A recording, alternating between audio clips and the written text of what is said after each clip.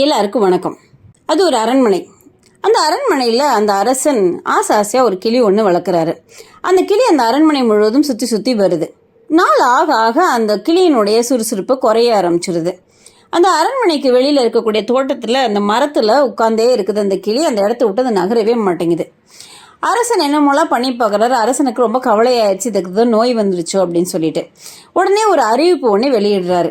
யாரால அந்த கிளியை சுறுசுறுப்பாக மீண்டுமாக ஆக்க முடியும் அப்படின்னு சொல்லிட்டு நிறைய பேர் வராங்க.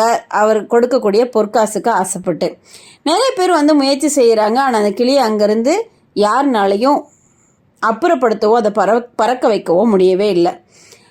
ஒரு வேடன் ஒருவர் வராரு. என்னங்க இது ஒரு விஷயமா, இப்போ நான் பறக்க வைக்கிறேன் அப்படின்னோன்னா அரசனுக்கு பயங்கர ஆச்சரியம். இவரால் எப்படி பண்ண முடியும்னு சொல்லிட்டு ஒரு அருவாள் எடுக்கிறாரு. அந்த மரத்துக்கிட்ட போகிறாரு. அதில் இருக்கக்கூடிய கிளைகள் எல்லாம் வெட்டி போடுறாரு. அந்த கிளிக்கு உட்காருவதற்கு இடம் இல்லை, தானாக பறந்து போக ஆரம்பிக்குது. இதுதாங்க வாழ்க்கை. நமக்கு எல்லாம் ஈஸியாக கிடைக்கும் போது, எல்லாமே நம்ம கையில் இருக்கும்போது நம்ம அடுத்த நிலைக்கு நகர்ந்து செல்றதுக்கு கொஞ்சம் சோம்பேறித்தனப்படுவோம்.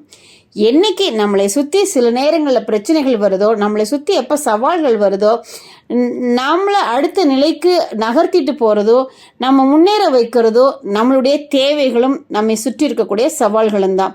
ஒரே இடத்துல உட்காந்துருக்காதீங்க. எப்போ உங்களுக்கு எது இல்லையோ சந்தோஷப்படுங்க. சூழ்நிலைகள் என்னை அடுத்த நிலைக்கு நகர்த்திட்டு போகும், நான் உயர உயர்ந்து செல்வேன் என்று சொல்லி. நன்றி.